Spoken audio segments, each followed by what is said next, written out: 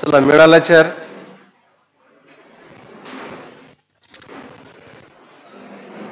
काल आपण 3 प्रकारच्या इंटेन्सिटीज पाहिल्या. पहिली जी डेफिनेशन होती, माझ्याकडे सर्वांचं लक्ष पाहिजे, खाली डोकं घालून नका बसू. पहिली जी डेफिनेशन होती that is general definition of intensity of the wave. आणि जनरल डेफिनेशन इंटेन्सिटीची काढायची असेल तर वरतं काय लिहायचं, एनर्जी, खाली काय लिहायचं, एरिया मल्टिप्लाइड बाय टाइम. त्यालाच तुम्ही म्हणू शकता energy flowing per unit area per unit time. Unit area मधून, लक्ष माझ्याकडे, युनिट एरिया मधून युनिट टाइम मध्ये जेवढी एनर्जी फ्लो होणार that is called intensity of the wave. Unit area येतो डोळ्यासमोर, काय, unit area. For example 1 metre square, आणि किती टाइम मध्ये एनर्जी फ्लो व्हायला पाहिजे, unit time. For example 1 second, आणि जेवढी एनर्जी फ्लो होणार that amount of energy is called as intensity provided that energy must flow perpendicular to the area. Point clear आहे? Hello मागचे student, energy flowing through unit area in unit time. 1 metre square मधून 1 सेकंदात perpendicular डायरेक्शननी किती clear आहे बघा ना. Area किती आहे, 1 मीटर स्क्वेअर. किती टाइम मध्ये एनर्जी फ्लो स्टडी करायचा, 1 सेकंड मध्ये. आणि 1 मीटर स्क्वेअर मधून 1 सेकंड मध्ये जेवढा एनर्जी फ्लो होणार, आणि that energy flow is called, ती घे बेटाचर, तर दॅट एनर्जी फ्लो, बस नाही इथेच, that energy flow is called as intensity of the wave. हा घे, इथे बस. तर त्याला आपण म्हटलं होतं इंटेन्सिटी. ही झाली जनरल डेफिनेशन ऑफ इंटेन्सिटी. बस नाही इथेच, कोपऱ्यात कशाला जातो. हा, आणि नंतर आपण 3 प्रकारच्या फील्डच्या इंटेन्सिटी पाहिल्या होत्या. तर पहिलं घेतलं होतं आपण, कुठलंही जे मास असेल, every mass is surrounded bye gravitational field. प्रत्येक मासच्या भोवती काय असणार, खालून चेअर आणावं लागतील तुम्हाला. चेअर आपल्याला मिळूनच नाही राहिलं, काय माहित कधी येतात, तर आल्यानंतर काही अडचण. खालून बेटा इथे नाही आहेत बहुतेक.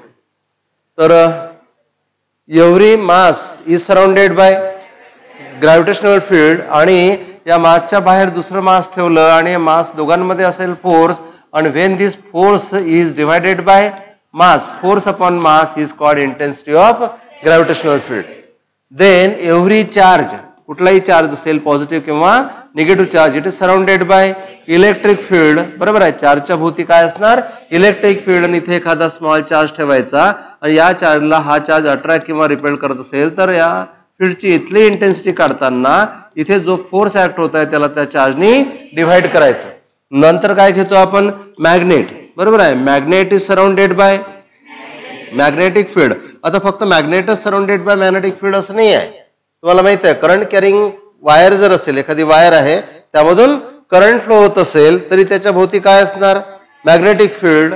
आणि जिथे मॅग्नेटिक फील्ड काढायचं आहे तिथे काय ठेवायचं, एक पोल ठेवायचा. काय ठेवायचा, पोल. आणि त्यावर जेवढा फोर्स ऍक्ट होत असेल त्या फोर्सला इंटेन्सिटी काढताना तिथे जो फोर्स ऍक्ट होत आहे त्या फोर्सला कशाने डिवाइड करायचं, पोल स्ट्रेंथने डिवाइड करायचं. ओके, बस एवढंच तुम्हाला माहित पाहिजे. चेअर आहे का मागे, काय करायचं, मलाही बरं नाही वाटत, पण आता ते चेअर भेटूनच नाही राहिलं, काय करायचं, जा खालच्या क्लासमध्ये घेऊन आहे. तर पहिला पॉईंट क्लिअर झाला, ग्रॅव्हिटेशनल फील्डची इंटेन्सिटी. लक्ष इकडे, intensity of gravitational field force upon mass, intensity of electric field force upon charge, intensity of magnetic field force upon pole strength. Okay, आणि फोर्सचे युनिट न्यूटन, मासचे unit KG, newton per KG. फोर्सचे unit newton, चार्जचे unit coulomb, newton per coulomb. आणि फोर्सचे unit newton, आणि pole स्ट्रेंथचे unit ampere metre, newton per ampere metre. These are the units of intensity. तुम्हाला माहिती आहे, आता सांगायची गरज नाही. जर फॉर्म्युला माहित असेल तर डायमेन्शन्स काढता येतातच, डायमेन्शन काढायची काही अडचण नाही. ठीक आहे, इथेच बसून द्या. आणि नंतर आपल्याला पाहायचे आहेत पोटेन्शियल. पहा पोटेन्शियल काय असेल, लक्ष द्या. तर पहिल्यांदा मी जनरल फॉर्म पाहू आपण पोटेन्शियलचा काय आहे. तर पहा, लक्ष द्या. समजा कुठलं तरी एखादा फील्ड घेऊ आपण. समजा इथे एक भला मोठा चार्ज आहे, ठीक आहे, खूप मोठा चार्ज आहे. लक्ष माझ्याकडे पूर्ण लक्ष पाहिजे.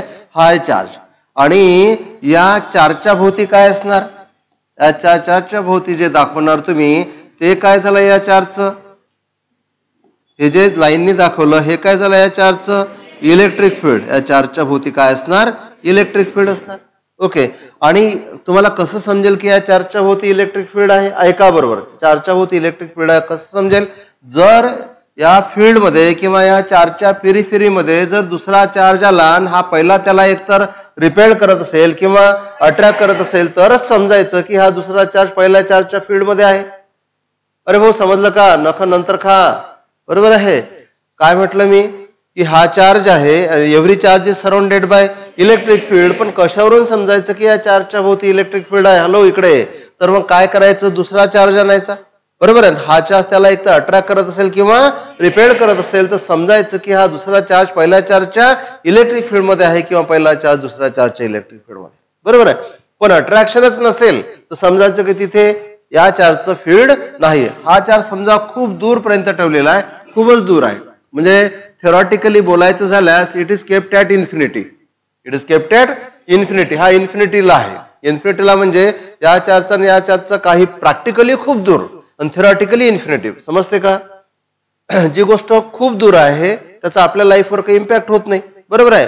त्याला आपण इन्फिनिटी, ऍक्च्युअली इन्फिनिटीला नाही आहे. समजा काय म्हणू आपण, अर्थ दुसऱ्या कोपऱ्यात काहीतरी चालू आहे, आपल्याला फरक पडतो का? नाही. पण आपल्या बाजूला जर काही चालू असेल तर आपल्याला फरक पडतो.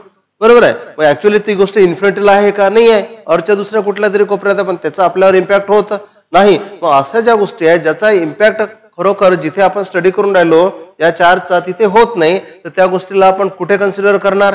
इन्फिनिटी. म्हणजे मला काय म्हणायचं लक्षात आलं का? प्रॅक्टिकली खूप दूर आणि थेरॉटिकली इन्फिनिटी. म्हणजे जर खूप दूर असेल या चार्जचा या चार्जवर काहीच इफेक्ट होत नसेल किंवा हा पहिला चार्ज त्याला अट्रॅक्टही करू शकत नसेल किंवा रिपेल्डही करू शकत नसेल तर theoretically it is kept at infinity. आता बघा काय करायचं. समजा हाही पॉझिटिव्ह चार्ज आहे आणि हा पण पॉझिटिव्ह चार्ज आहे आणि इथे घेतला तुम्ही युनिट पॉझिटिव्ह चार्ज. काय घेतला? Unit positive charge. तुम्हाला माहिती आहे आता युनिट म्हणजे काय. फॉर एक्झाम्पल युनिट पॉझिटिव्ह चार्जचं एक्झाम्पल काय घेणार तुम्ही? चार्ज किती घेतला? 1 कुलम. 1 म्हणजे युनिट आणि कुलम आणि पॉझिटिव्ह तर घेतलाच. काय घेतला? Unit positive charge. कुठे घेतला? इन्फिनिटीला. ऐका बरोबर. युनिट पॉझिटिव्ह चार्ज कुठे घेतला? इन्फिनिटीला. नंतर काय म्हणतो? इकडे बघा आपण. नंतर काय म्हणतो आपण? लक्ष द्या. हा एक गिव्हन चार्ज आहे, त्याच्या भोवती काय आहे? Electric field. तुम्हाला म्हटलं की हा पॉइंट आहे, हा कुठे आहे?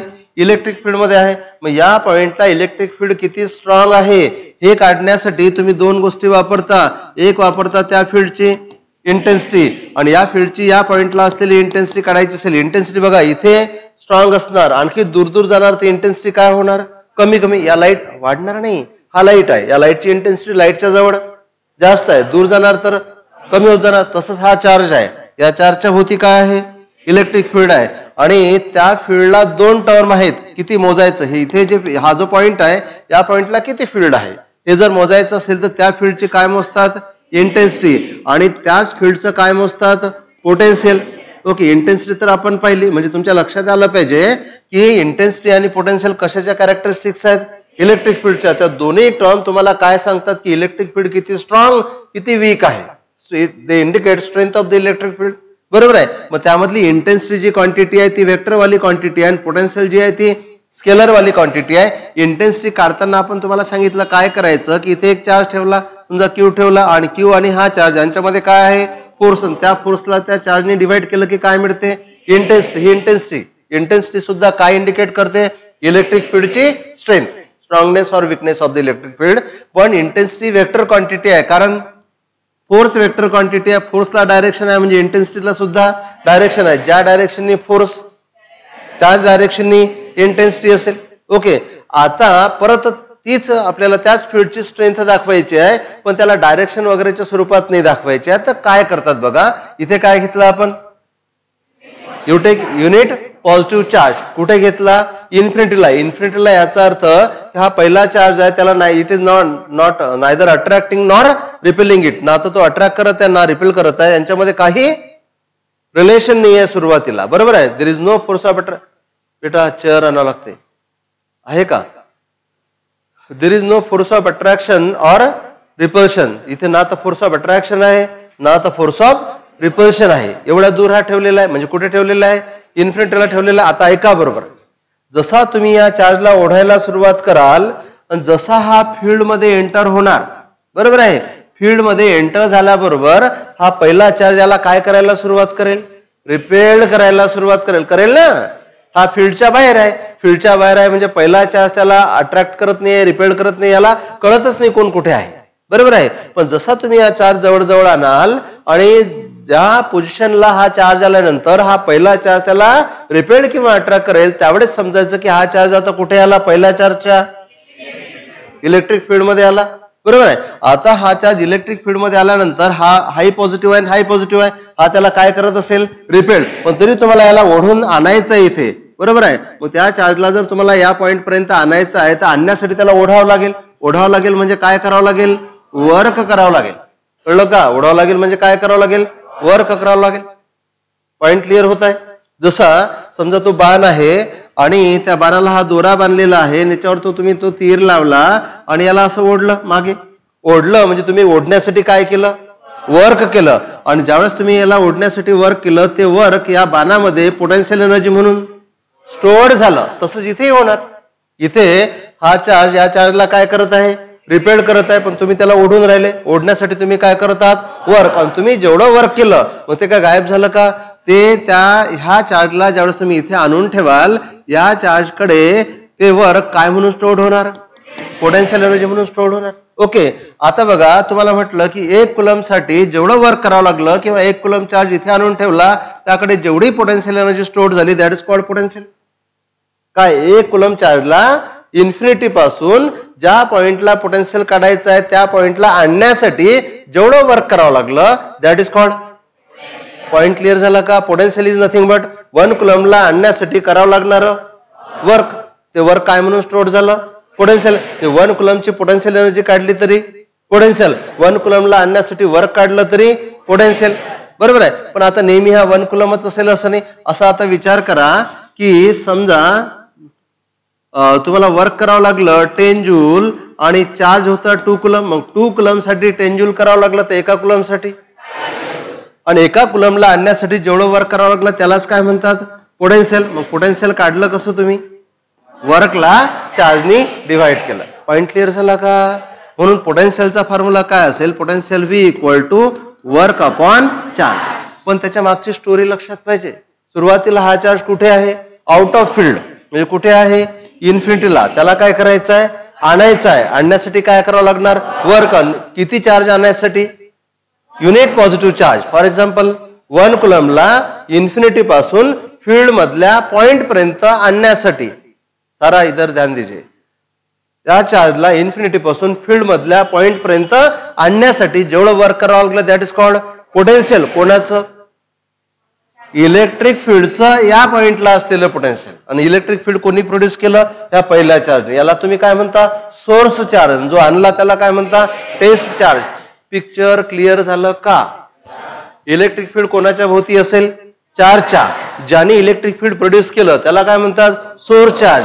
आणि त्या इलेक्ट्रिक फील्डला जो एक्सपिरियन्स करत असेल त्याला काय म्हणतात, काय होत आहे का, बरं नाही वाटत आहे?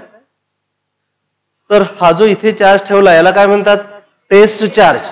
ओके. सुरुवातीला टेस्ट चार्ज कुठे होता, इन्फिनिटीला. पहिला चार्ज त्याला इट इज नॉट अट्रॅक्ट, म्हणजे अट्रॅक्टिव्ह करत नव्हता. There is no force of attraction or repulsion between them. बरोबर आहे. कुठे असताना, इन्फिनिटीला असताना. पण त्याला काय करायचं आहे, आणायचं. कुठे आणायचं आहे, नाही इलेक्ट्रिक फील्ड मध्ये. पण ज्या पॉइंटला तुम्हाला इंटेन्सिटी किंवा पोटेन्शियल, ज्या पॉइंटला तुम्हाला पोटेन्शियल काढायचं आहे त्या पॉइंटला आणून ठेवायचं. आणण्यासाठी काय करावं लागणार, वर्क. युनिट पॉझिटिव्ह चार्जला इन्फिनिटी पासून गिव्हन पॉइंट पर्यंत आणण्यासाठी जेवढं वर्क करावं लागलं, that is nothing but potential. बरोबर आहे. असं पण करता येते. तो चार्ज इथे आणला असता, त्याच्यामध्ये काय स्टोअर झाली, पोटेन्शियल एनर्जी. जेवढी पोटेन्शियल एनर्जी युनिट चार्ज मध्ये स्टोअर झाली, दॅट इज ऑल्सो पोटेन्शियल. कळलं का? म्हणून वर्क आणि पोटेन्शियल एनर्जी सेमच आहे. जेवढं वर्क तेवढीच पोटेन्शियल एनर्जी. इथे पोटेन्शियल एनर्जी आपण चार्ज लिहिलं तरी चालते, आणि इथे वर्क अपॉन चार्ज लिहिलं तरी चालते. समजलं का? आता मला सांगा, आता तर डायमेन्शन्स काढता येतातच. वर्कला काय लिहिणार, फोर्स इंटू डिस्प्लेसमेंट. फोर्सला काय लिहिणार, मास इंटू ऍक्सिलरेशन. क्यूला काय लिहिणार, IT. झालं, पुढे बोलायची गरजच नाही. आणि पोटेन्शियलचं जर तुम्हाला युनिट विचारलं, समजा SI युनिट विचारलं पोटेन्शियलचं, वर्कचं युनिट काय असणार, जूल. आणि चार्जचं युनिट काय असणार, कुलम. जूल पर कुलमलाच तुम्ही काय म्हणता, व्होल्ट. तुम्ही म्हणता ना 250 व्होल्ट, 120 व्होल्ट. व्होल्टेज आपण म्हणतो ना, तर व्होल्टेज हे जूल पर कुलमच असते. जूल पर कुलमलाच आपण काय म्हणत असतो, व्होल्ट म्हणत असतो. So electric potential can be measured in terms of volt. कळलं का?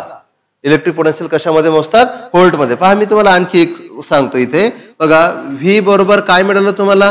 W/Q. आता पोटेन्शियल 1 व्होल्ट केव्हा असेल? जेव्हा वर्क डन किती झालं असेल?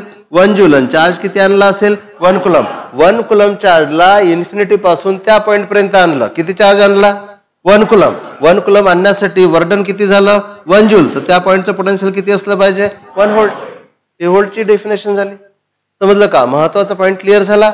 ओके, तर हे आपल्याला ना लिहून घ्यायचं आहे. तर इंटेन्सिटी तर राहू द्यायची का इंटेन्सिटी पण इथे? ओके, अशी एक डायग्राम काढून घ्या, नंतर मी तुम्हाला थोडक्यात अगदी लिहून देतो याला.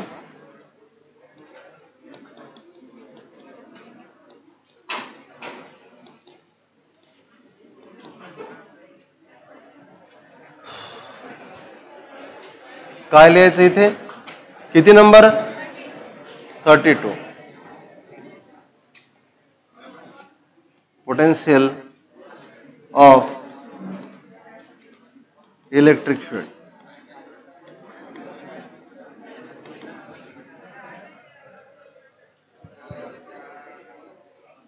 चला डायग्राम काढून घ्या फक्त.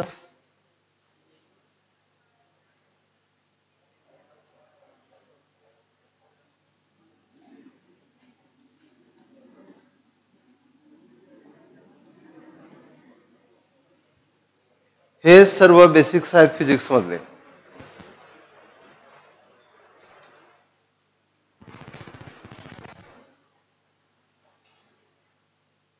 अगदी लास्ट चॅप्टर आपण घेऊ त्यावेळेसही तुम्हाला या गोष्टीचं काम पडणार.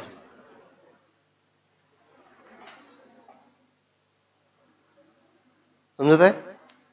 काढा फटाफट. पोटेन्शियल ऑफ इलेक्ट्रिक फील्ड असं हेडिंग लिहा.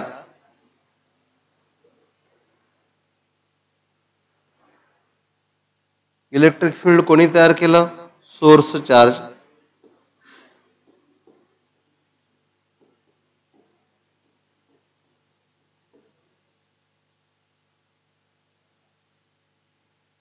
आणि हा युनिट पॉझिटिव्ह कोणता आहे? Test charge.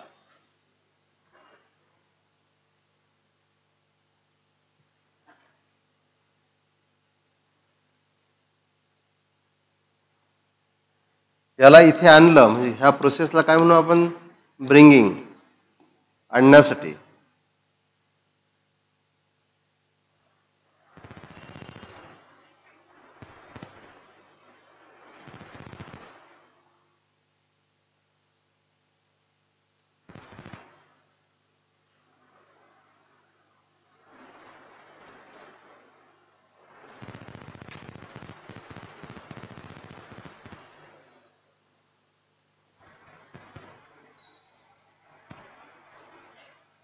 झालं?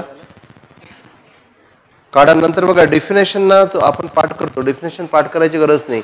इथे आता जे मी तुम्हाला डिस्कशन आपण केलं त्यावरून डेफिनेशन तयार होते.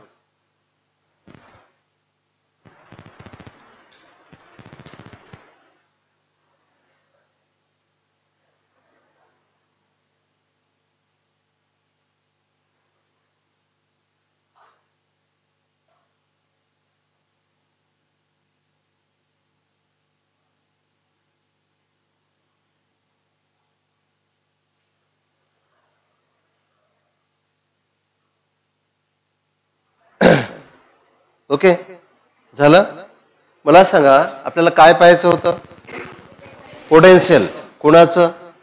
इलेक्ट्रिक फील्डचं. Potential of electric field. इकडे लक्ष द्यायचं. Potential of electric field. Electric field कोणी तयार केलं? ज्याने तयार केलं त्याला काय म्हणतात? Source charge. हे असेल इलेक्ट्रिक फील्ड. त्यासाठी आपण काय घेतला? एक टेस्ट चार्ज. किती घेतला? युनिट. युनिट म्हणजे 1 कुलम. बरोबर. युनिट टेस्ट चार्ज घेतला. कुठे घेतला? इन्फिनिटीला. इन्फिनिटीला घेतला. इन्फिनिटीला घेतला याचा अर्थ सुरुवातीला या दोघांमध्ये फोर्स असणार नाही. त्याला काय केलं? ओढलं. ओढण्यासाठी काय करावं लागलं? वर्क करावं लागलं. बरोबर आहे. कुठे आणून ठेवलं? जिथे तुम्हाला त्या फील्डचं पोटेन्शियल काढायचं होतं तिथे आणून ठेवलं. बरोबर आहे. किंवा जिथे इंटेन्सिटी काढायची होती तिथे आणून ठेवलं, त्या पॉईंटला आणून ठेवलं, ज्या पॉईंटला तुम्हाला पोटेन्शियल काढायचं आहे, ज्या पॉईंटला तुम्हाला इंटेन्सिटी काढायची आहे, बरोबर आहे, इथे आणून ठेवलं. इथे आणून ठेवलं असता हा पहिला चार्ज त्याला काय करेल, रिपेल्ड करेल. जेवढा फोर्स आहे त्याला जर चार्जने डिवाइड केलं तर काय मिळते, इंटेन्सिटी. आणि आणताना तुम्हाला काय करावं लागलं, वर्क करावं लागलं. जेवढं वर्क करावं लागलं त्याला जर त्या चार्जने डिवाइड केलं तर काय मिळते, पोटेन्शियल. ओके. पण युनिट पॉझिटिव्ह चार्ज असेल तर डिवाइड करायची गरज नाही, कारण की चार्ज जेवढा असेल तेवढंच पोटेन्शियल. चार्ज वेगळा असेल तर आपण डिवाइड करतो. समजलं का? म्हणून एका शब्दात सांगा की पोटेन्शियल म्हणजे काय आहे, आणण्यासाठी लागणार वर्क. पोटेन्शियल म्हणजे काय आहे, वर्क. कोणाला आणण्यासाठी लागणार नाही, युनिट पॉझिटिव्ह चार्जला कुठून आणायचं आहे, इन्फिनिटी पासून. कुठे आणायचं आहे, जिथे पोटेन्शियल काढायचं त्या पॉइंटला आणायचं. कळलं का? So it is nothing but potential. So electric potential is defined as it is work done. Electric potential काय आहे, work done in bringing unit positive charge from infinity to given point. Unit positive चार्जला infinity पासून given पॉइंटला आणण्यासाठी जेवढं work करावं लागलं that is nothing but potential. कळलं का? युनिट चार्जला जेवढं लागलं असेल पोटेन्शियल. मग मी असं बोललो होतो की वर्क लागलं 10 जूल आणि चार्ज होता 2 कुलम. मग युनिट पॉझिटिव्ह युनिटला लागला का एवढं नाही, 2 कुलमला. जर 10 जूल लागलं तर एका कुलमला 5 जूल. मग एका कुलमला जेवढं लागते तेच असते पोटेन्शियल. मग 5 तुम्ही काढलं कसं, 10 ला 2 ने डिव्हाइड केलं म्हणजे W ला Q ने डिव्हाइड केलं. समजलं ना? तर पुढे मी ना डेफिनेशन लिहून देतो आणि त्याच्या खाली आपण फॉर्म्युला लिहू आणि पुढच्या गोष्टी तुम्हाला माहित आहेत. आपल्याला काय काढायचं आहे, डायमेन्शन्स. ओके. तर लिहा खाली, it is work done. Direct लिहून घ्या. It is work done in bringing unit positive charge from infinity to given point.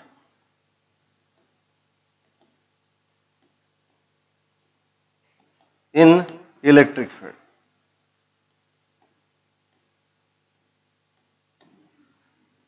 Therefore, इसका काय होणार formula, potential V equal to काय लिहिता येणार, W बाय Q. आणि याच्यावरून जर आपण युनिट लिहिलं, देअरफोर SI युनिट समोरच लिहिलेलं बरं राहते.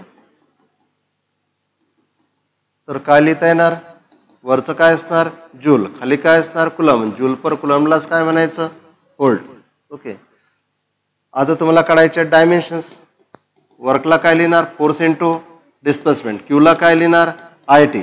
परत फोर्सला काय लिहिणार, okay, mass into acceleration into displacement upon IT.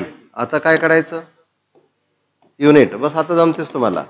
Unit, मासचं युनिट kg, ऍक्सलरेशनचं मीटर पर सेकंड स्क्वेअर, डिस्प्लेसमेंटचं मीटर, करंटचं अँपियर आणि टाइमचं सेकंड. याला पूर्ण करून लिहा. So it becomes kg metre square upon second cube ampere. आणि यावरून डायरेक्ट डायमेन्शन्स लिहायचे. Dimensions of electric potential. Kilogram म्हणजे मास एकदा, मीटर म्हणजे लेंथ 2 वेळा, सेकंड म्हणजे टाइम -3, अँपियर म्हणजे करंट I मायनस. म्हणजे डायमेन्शन काढण्याच्या मेथडमध्ये काही राहिलंच नाही. आता तुमच्या लक्षात येत असेल की तुमचा कॉन्सेप्ट क्लिअर असला की डायमेन्शन नावाची काही गोष्ट काही विशेषता नाही आहे त्याच्यामध्ये, है ना? म्हणून कधीच कोणत्याच क्वांटिटीचे डायमेन्शन पाठ नाही करायचे, गरजच नाही आहे.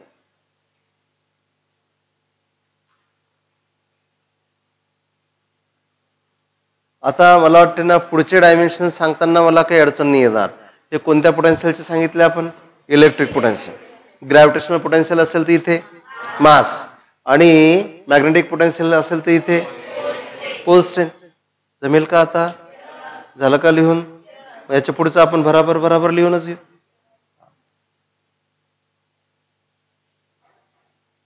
अरे समजलं काय बोललो मी? हा, चला झालं हे पूर्ण. हा, झालं नसेल तर जागा सोडून द्या. आता टाइमपास करण्यात काही अर्थ नाही. किती नंबर सांगा? 33. लिहा ग्रॅव्हिटेशनल पोटेन्शियल.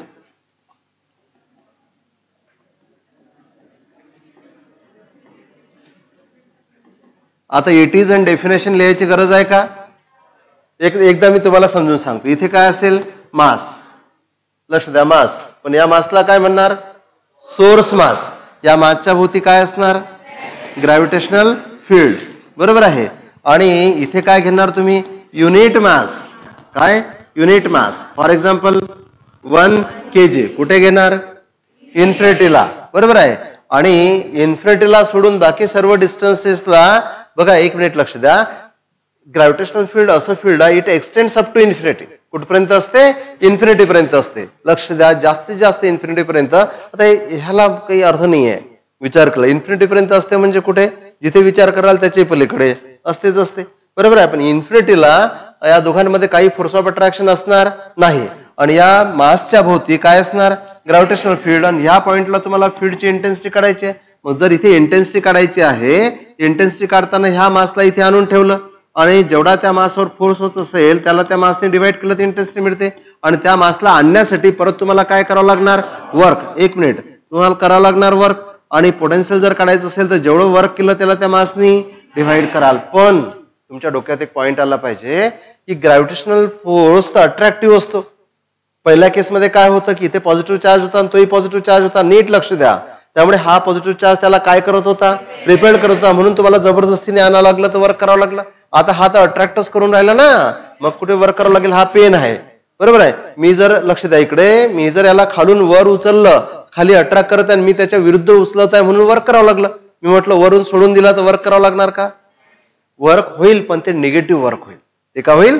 Negative work. म्हणून इथे नेहमी मायनस टाकतात. Gravitational potential is always negative.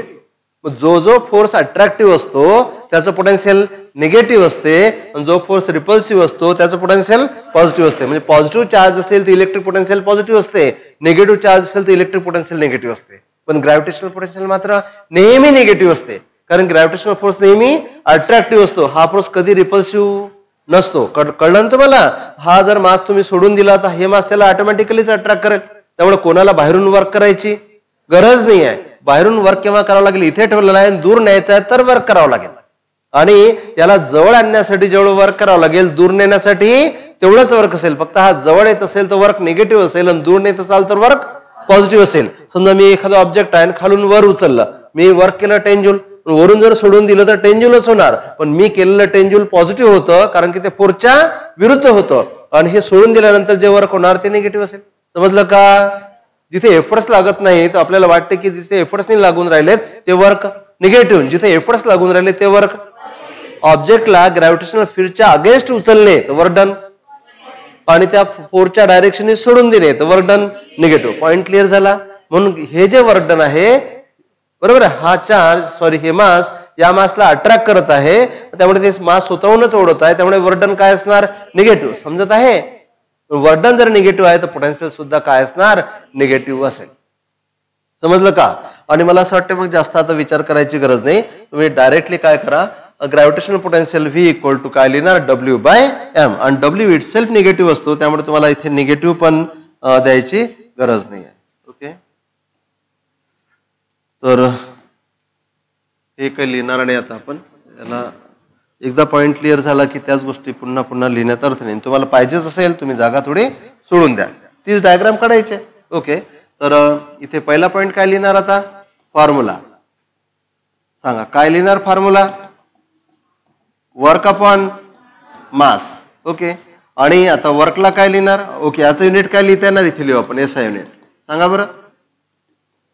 वर्कचं unit joule आणि मासचं unit kg. Joule per kg. याला व्होल्ट नाही म्हणत, याला जूल पर केजीच म्हणतात. समजते का? ग्रॅव्हिटेशनल पोटेन्शियलचं युनिट काय असणार? Joule per kg. आता वर्कला काय लिहिणार? Force into displacement upon mass. फोर्सला काय लिहिणार? Mass into acceleration into displacement upon mass. Mass mass cancel, acceleration into displacement. आता काय लिहायचं? युनिट. सांगा सांगा. ऍक्सलरेशनचं unit metre per second square, डिस्प्लेसमेंटचं युनिट मीटर, म्हणजे काय मिळेल? Metre square per second square. समजलं का? आणि याचेच लिहा आता डायमेन्शन्स. डायमेन्शन्स लिहिताना dimensions of gravitational potential equal to सांगा किलोग्रॅम आहे का? नाही. m0. मीटर म्हणजे लेंथ 2, सेकंड म्हणजे टाइम -2. हे समजलं असेल आता. जे अगोदरपासून प्रेझेंट आहे त्यांना तर काही प्रॉब्लेमच नाही. समजलं का? कोणाकोणाला हे कसं लिहिलं याच्यामध्ये अडचण आहे, इकडे बघा, नाही तर मग असेल तर माझ्या लक्षातच नाही येणार. बघा याच्यामध्ये किलोग्रॅम नाही म्हणजे मास नाही, एमचा पॉवर किती घेतला 0. इथे मीटर आहे, मीटर म्हणजे लेंथ, बरोबर आहे, आणि मीटरचा पॉवर 2 तर लेंथचा पॉवर 2. सेकंड स्क्वेअर, सेकंड खाली आहे, बरोबर आहे, so metre square per second square, बरोबर आहे. आणि सेकंड म्हणजे टाइम, याचा पॉवर किती लिहिला -2. कळलं का? आणि म्हणून व्हेलॉसिटीच्या स्क्वेअरचे डायमेन्शन्स, मीटर पर सेकंड म्हणजे काय, व्हेलॉसिटी, त्याचा काय केला स्क्वेअर. व्हेलॉसिटीच्या स्क्वेअरचे डायमेन्शन ग्रॅव्हिटेशनल पोटेन्शियलचे डायमेन्शन्स सेम असतात. घ्या. आता पुढचं करता येईल, कोणतं, मॅग्नेटिक पोटेन्शियल करा. हेच तर आहे, एकदा पॉइंट क्लिअर झाले की तुम्हाला एकदम कम्फर्टेबल वाटायला लागेल, नाही का?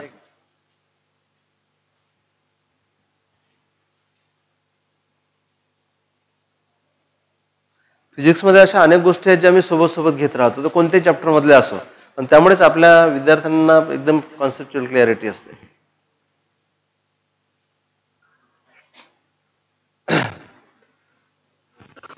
मी तुम्हाला ग्रॅव्हिटेशन चॅप्टर शिकवल्यानंतर तुमचा अर्धा इलेक्ट्रोस्टॅटिक झालेला असेल,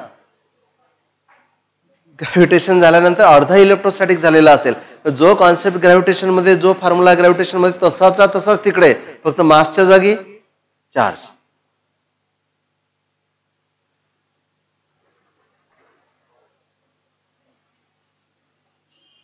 झालं लिहून?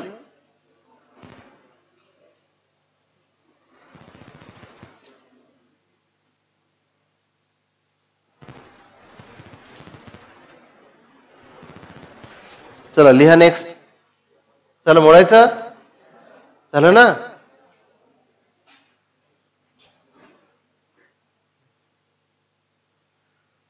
तुम्हीच करा आता. लिहा 34, लिहा मॅग्नेटिक पोटेन्शियल.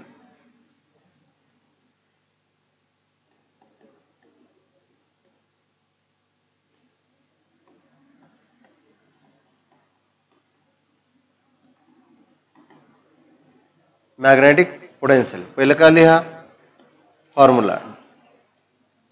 डेफिनेशन तेच आहे, लक्ष द्या. मॅग्नेटिक पोटेन्शियल मध्ये काय नाव लागेल माहित आहे, युनिट नॉर्थ पोल. इथे युनिट नॉर्थ पोल असेल, युनिट म्हणजे ज्याची पोल स्ट्रेंथ 1 आहे, आणि त्याला आणण्यासाठी काय करावं लागणार, वर्क, आणि जेवढं वर्क डन करावं लागणार दॅट इज कॉल्ड पोटेन्शियल.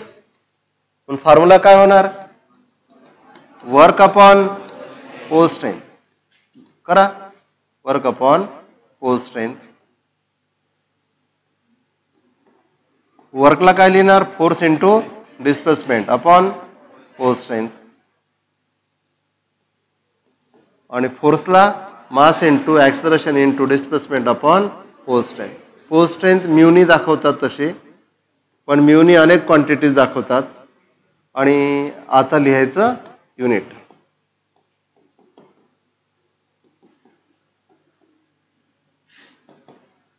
लिहिता येईल, mass kg, acceleration metre per second square, displacement metre, pole strength ampere metre. 1 metre cancel, म्हणजे काय होणार हे, kg metre upon second square ampere. बस मिळाले डायमेन्शन्स.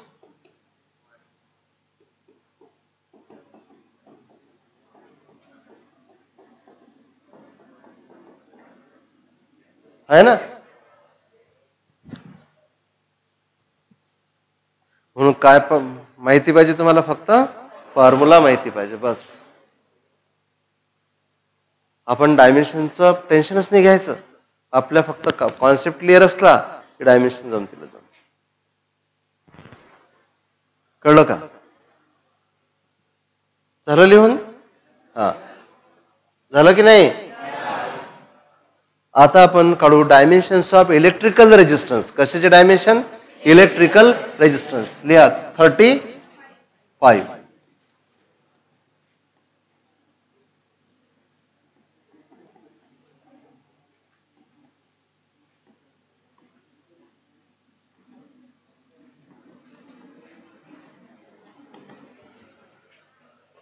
हा, आता नीट लक्ष द्या, लक्ष नीट द्यायचं. कुलकर्णी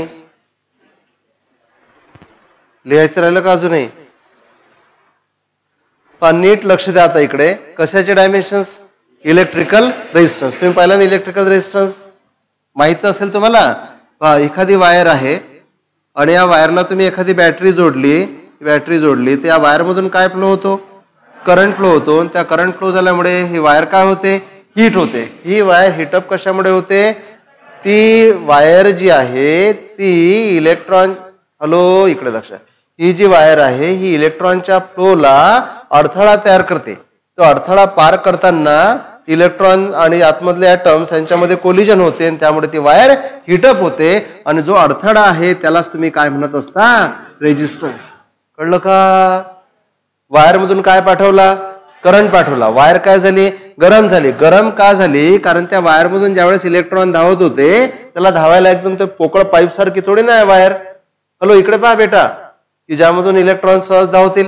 बरोबर आहे. इथं काय आहेत? सर्व मटेरियल आहेत, आयन्स वगैरे आहेत, ॲटम्स वगैरे आहेत. इलेक्ट्रॉन धावताना त्यांचं काय होते? कोलिजन होते. ते आदळतात आणि पुढे धावतात, आदळतात आणि पुढे धावतात. दोन गोष्टी आदळल्या खूप जास्त वेळ तर गरम नाही होतील का? त्यामुळे हे वायर काय होते? हीट होते. बरोबर आहे.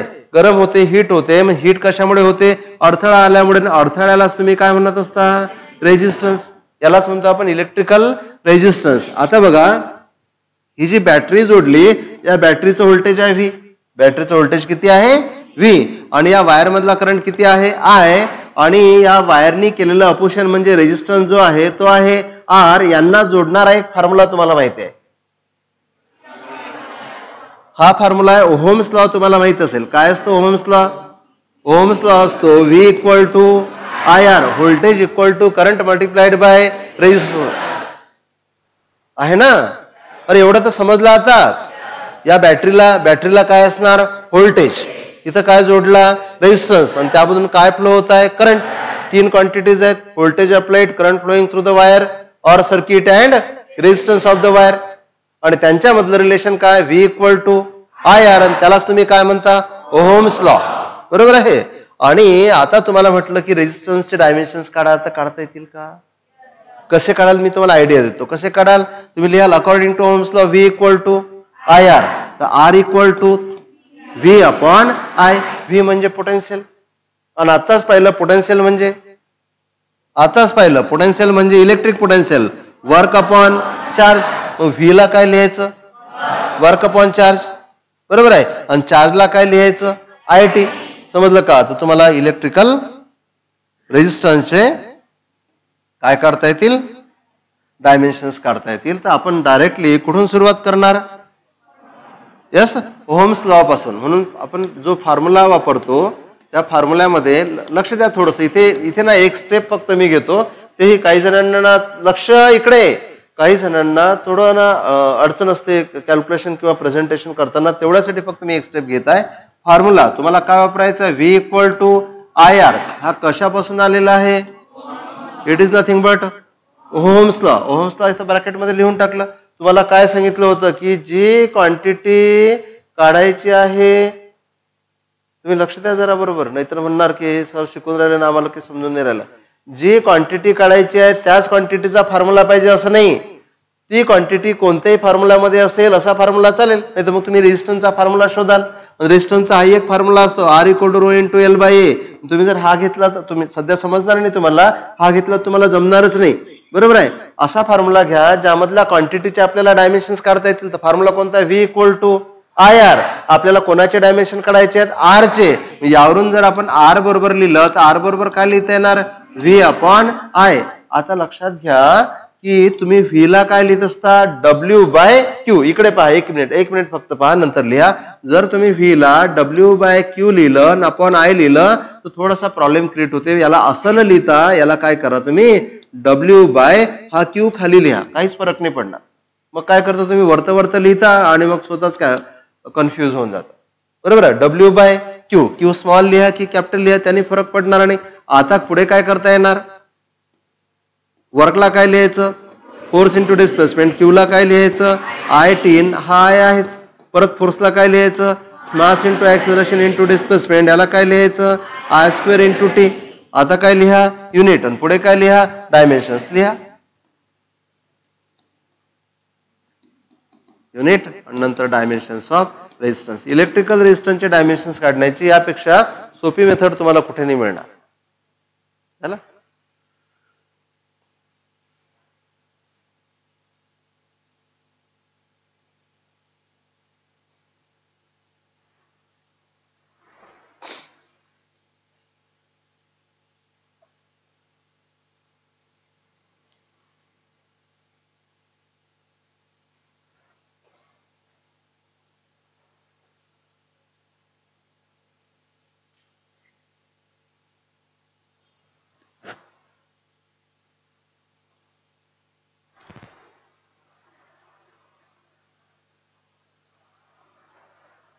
म्हणून रेझिस्टन्सचे डायमेन्शन्स काय आहेत, काय काढल्याबरोबरही लक्षात ठेवायची गरज नाही आपल्याला, पाठांतराकडे जायचंच नाही.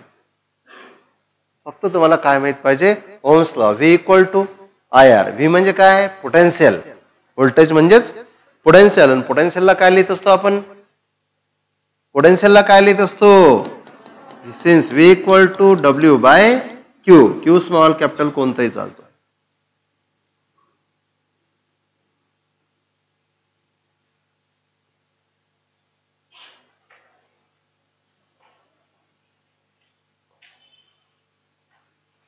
करा फटाफट.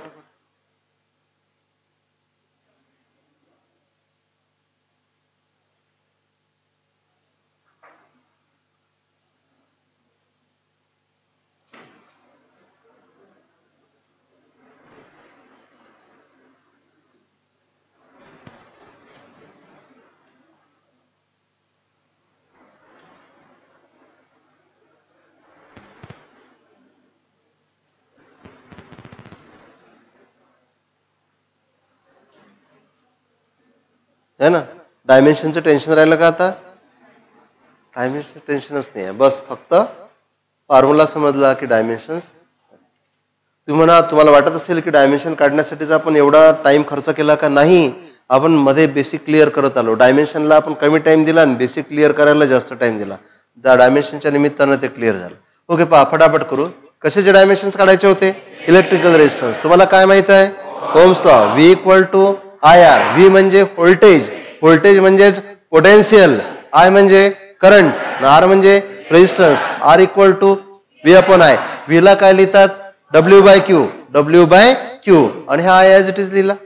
डब्ल्यू ला काय लिहायचं, वर्क म्हणजे फोर्स इंटू डिस्प्लेसमेंट. क्यू ला काय लिहायचं, फ्लाइट हा आय पण असा. फोर्सला काय लिहायचं, mass into acceleration into displacement, I into I, I square into T. आता काय लिहायचं, युनिट, मासचं युनिट केजी. ओके, मासचं युनिट केजी, ऍक्सिलरेशनचं unit metre per second square. फक्त हे मीटर पर सेकंड असं लिहायचं, मीटर पर सेकंड स्क्वेअर. डिस्प्लेसमेंटचं युनिट मीटर, करंटचं युनिट अँपियर, त्याचा स्क्वेअर, आणि टाइमचं युनिट सेकंड. युनिट काय झालं entire, kg metre square upon second cube ampere square. पण झाला. डायमेन्शन्स मिळाले. किलोग्रॅम म्हणजे मास एकदा, मीटर म्हणजे लेंथ दोन वेळा, सेकंड म्हणजे टाइम -3, करंट म्हणजे अँपियर म्हणजे करंट आय, खाली पॉवर 2 आहे, वर लिहिला तर -2. वाचायचं कसं, इलेक्ट्रिकल रेजिस्टन्सचे dimensions 1 in mass, 2 in length, -3 in time, -2 in current.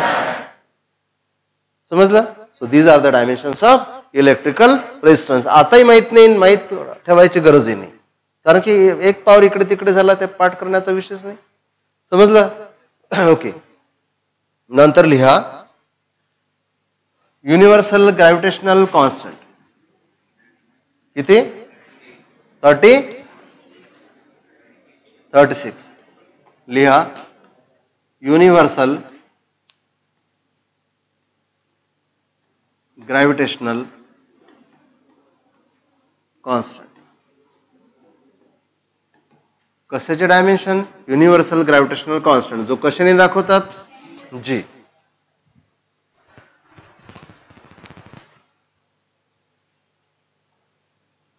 पहिला पॉइंट काय लिहित असतात, फॉर्म्युला. इकडे पाहतात थोडस, नंतर लिहा. मला सांगा, इकडे पहा, लक्ष द्या बोर्डवर. मला सांगा, पहिलं मास आहे m1, दुसरं मास असेल m2, त्यांच्यामधलं अंतर असेल r, तर यांच्यामधला ग्रॅव्हिटेशनल फोर्स किती असतो, ग्रॅव्हिटेशनल फोर्स असतो m1 into m2 upon r square, आणि कॉन्स्टंट असतो g. ग्रॅव्हिटेशनल फोर्स हे झाला 8, 9, 10 मध्ये कुठेतरी. ग्रॅव्हिटेशनल फोर्स हा मासेसच्या प्रोडक्टला डायरेक्टली प्रोपोर्शनल असतो आणि डिस्टन्सच्या स्क्वेअरला इन्व्हर्सली प्रोपोर्शनल असतो. म्हणजे तुमच्या ग्रॅव्हिटेशनल फोर्सचा फॉर्म्युला लर्न आहे. काय फॉर्म्युला आहे? G × M1 × M2 upon R square. आपल्याला कोणाचे डायमेन्शन काढायचे आहे? G चे. पण G चे डायमेन्शन काढताना तुम्ही काय कराल? यावरून G बरोबर काय लिहिता येणार? R स्क्वेअर वर घ्या. म्हणजे काय लिहिता येणार? F × R square. खाली M1 × M2. F ला काय लिहिणार? फोर्सला mass into acceleration into R square. M × M. एक M काय झाला? कॅन्सल. तुम्हाला M1 M2 चे M का केला? शेवटी ते मासच आहेत ना. M1 ही मास आणि M2 ही मास आहे. एक M काय करून टाकला? कॅन्सल. आता काय लिहायचं? युनिट. युनिट लिहिलं की आले डायमेन्शन. अरे समजलं का? हा, म्हणून आपल्याला कशाचा फॉर्म्युला लिहायचा आहे? पहिल्यांदा ग्रॅव्हिटेशनल फोर्सचा. तर चला करा. So F = G × M1 × M2 upon R square. इथे लिहून टाकायचं. हा कुठला फोर्स आहे? ग्रॅव्हिटेशनल फोर्सचा फॉर्म्युला आहे. यावरून काय लिहायचं? ज्याचे डायमेन्शन काढायचे आहेत तो. ज्याचे डायमेन्शन काढायचे आहेत. कोणाचे डायमेन्शन काढायचे आहेत? G चे. G = F × R square upon M1 × M2. So G = F ला काय लिहायचं? MA × R square. यालाही तुम्ही M × M लिहून टाका. M1 लिहिलं तरी काही फरक नाही पडत. एक M कॅन्सल करून टाका आणि यावरून डायरेक्टली काय लिहिता? युनिट. आणि युनिट वरून लिहिता येतात डायमेन्शन. समजलं का? आता तर वेळच नाही लागून राहिला डायमेन्शन काढायला.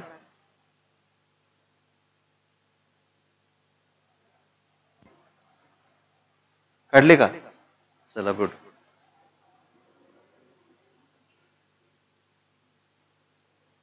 आता डायमेन्शन काढायचं टेन्शन नाही घ्यायचं.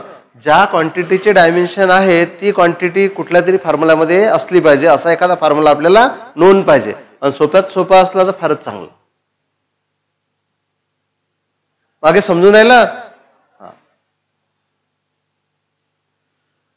काय आलं unit? ऍक्सलरेशनचं unit metre per second square. R आहे डिस्टन्स. डिस्टन्सचं युनिट मीटर आणि त्याचा स्क्वेअर. M आहे मास. मासचं युनिट kg. आणि याला सरळ करून लिहायचं. म्हणजे काय होणार? Metre cube upon kg × second square. आणि यावरून लिहिता येतात डायमेन्शन्स. सांगा. किलोग्रॅम म्हणजे मास.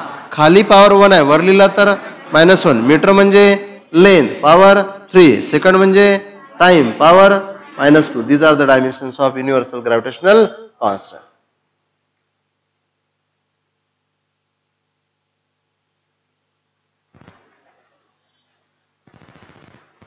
चला का? तुम्हाला म्हटलं कोणी की बेटा युनिव्हर्सल ग्रॅव्हिटेशनल कॉन्स्टंटचं युनिट सांगा बरं. हे तर आहेच आहे, पण इथून युनिट सांगता येते. पहा बरं, मला सांगा फोर्सचं युनिट काय असते? न्यूटन. डिस्टन्स युनिट मीटर आणि त्याचा स्क्वेअर. पहिल्या मॅथचं किलोग्रॅम आणि दुसऱ्या मॅथचं kilogram. So newton metre square per kg square. Unit सुद्धा पाठ करत नसतात. पाठ करत असतात का? फॉर्म्युला पाठ असला तर युनिट येतेच येते. कळलं का? फक्त युनिट करताना असं नाही करायचं. हे आपण डायमेन्शन साठी केलं. फोर्सला फोर्सच राहू द्यायचं युनिट सांगताना. फोर्स युनिट न्यूटन सांगायचं. चला पॉइंट क्लिअर. कशाचे डायमेन्शन काढले? Universal gravitational constant. इकडे लक्ष. आणि कोणता लक्ष इकडे कोणता फॉर्म्युला होता? F = G × M1 × M2 upon R square. फॉर्म्युले मात्र तुमच्या लर्न झाले पाहिजेत. आणि हा 8, 9, 10 मध्ये इतक्या वेळा झाला तर हा जमायलाच पाहिजे. नंतर लिहा युनिव्हर्सल गॅस कॉन्स्टंट. किती नंबर? 37.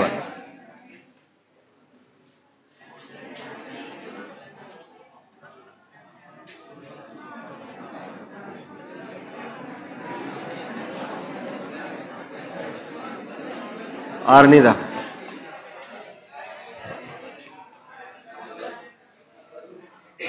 पहा लक्ष द्या. हा बोलणं बंद.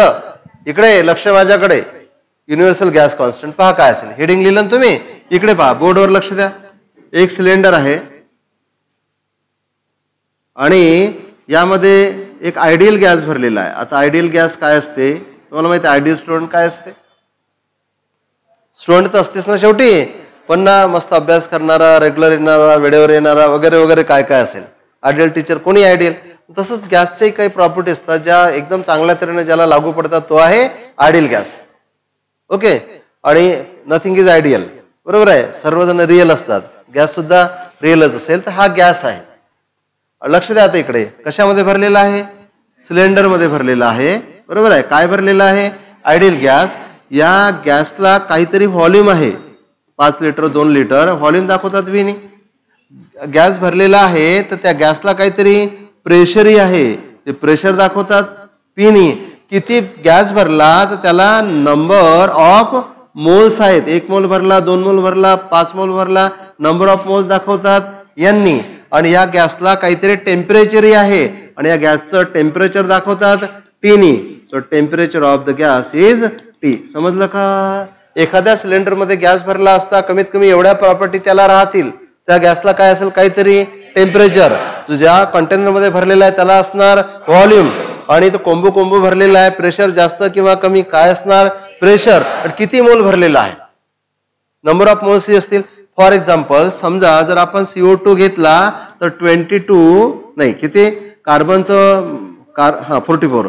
तर कार्बनचं जे काय होते याला, कार्बनचं जे मास आहे ते किती असते, 12. फालतूपणा नाही करायचं.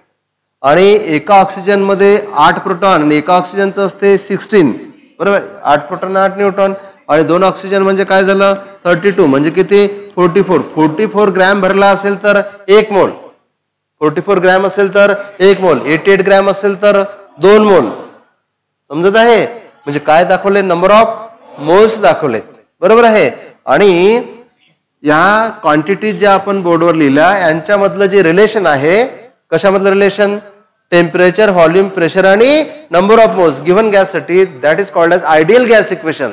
त्या रिलेशनला काय म्हणतात, आयडियल गॅस इक्वेशन. म्हणून इथे तुम्ही जो फॉर्म्युला वापरणार आहात तो फॉर्म्युला जो आहे तो आहे, लक्ष द्या, हा फॉर्म्युला तुमच्यासाठी नवीन असू शकते कदाचित. हा जो फॉर्म्युला आहे हा आहे PV equal to NRT. PV equal to NRT, it is called as ideal gas equation. जसं आपण पहिले काय वापरला होता, ओहम्स लॉ, नंतर काय वापरला होता, न्यूटन्स लॉ ऑफ ग्रॅव्हिटेशन. तसंच हे काय आहे, आयडियल गॅस इक्वेशन, बरोबर आहे. तर हे आयडियल गॅस इक्वेशन आहे. आणि तुम्हाला जो आर दिलेला आहे त्या आरला म्हणतात युनिव्हर्सल ग्रॅव्हिटेशनल कॉन्स्टंट. समजते का आता, सॉरी, युनिव्हर्सल गॅस कॉन्स्टंट. समजलं का. सिलेंडर मध्ये गॅस भरलेला आहे, P is pressure of the gas, V is volume of the gas, T is temperature of the gas, N is number of moles, R is universal gas constant. R चे dimension काढता येतील का, काय करायचं, R इथेच राहू द्यायचा, NTPV खाली जाणार. म्हणजे आर बरोबर जर आपण लिहिलं तर इथे काय लिहिता येणार, आर इथेच राहू द्या. सो काय लिहिता येणार इथे, PV डिवायडेड बाय NT आहे ना. प्रेशरला काय लिहिणार, प्रेशर इक्वल टू काय असते, फोर्स अपॉन एरिया. प्रेशरला F वर लिहायचं आणि खाली लिहायचं. F ला काय लिहायचं, MA, नंतर लिहायचे युनिट. युनिट लिहिले की मिळतात. पॉइंट क्लिअर करता येतील, करा. इथे एंड करून टाकू आपण.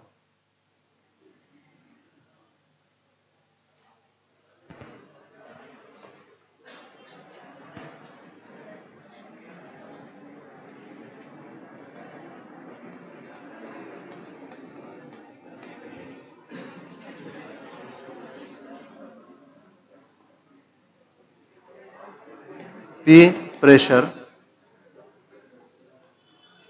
V volume, T temperature, N number of moles.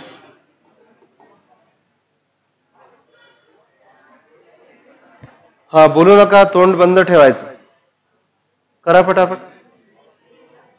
कोणाचं लवकर येते पाहू आपण. झालं का कोणाचं,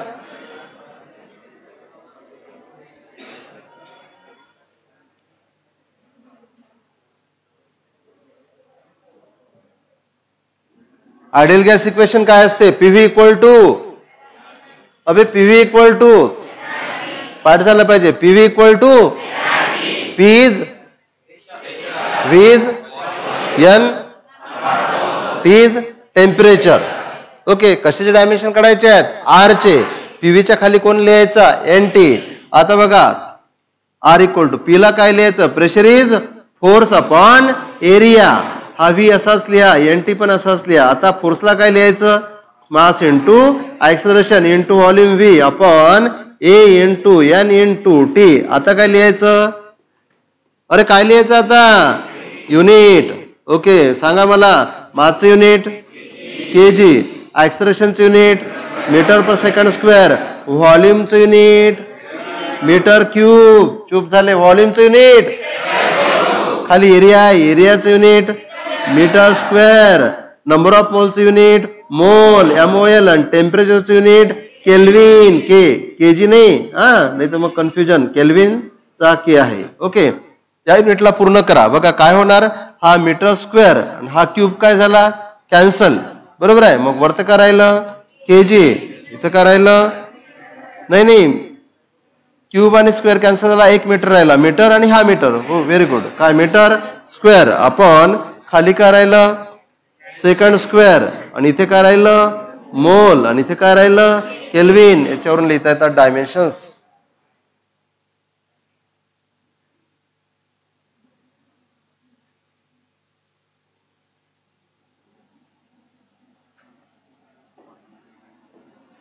डायमेन्शन्स ऑफ आर कोण सांगेल? किलोग्रॅम म्हणजे मास, एमचा पॉवर 1, मीटर म्हणजे एलचा पॉवर 2, सेकंड म्हणजे टीचा पॉवर -2. MOL ला मोलच लिहायचं, पण तुम्ही पहिलं केल्विन घेऊ शकता. केल्विन कशाचं युनिट आहे? टेम्परेचर. टेम्परेचरसाठी काय वापरतात? थीटा.